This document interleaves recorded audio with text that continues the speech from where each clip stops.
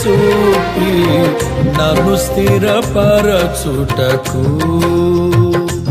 నీ కరుణా కటాక్షమును నాపై కురిపిల్చి నన్ను ప్రేమించితివి.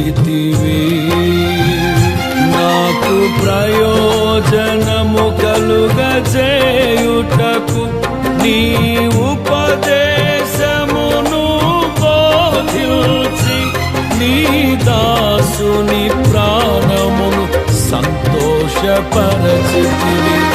ఆరాధన నీకే నా యేసయ్యా, స్తుతి ఆరాధన నీకే నా యేసయ్యా.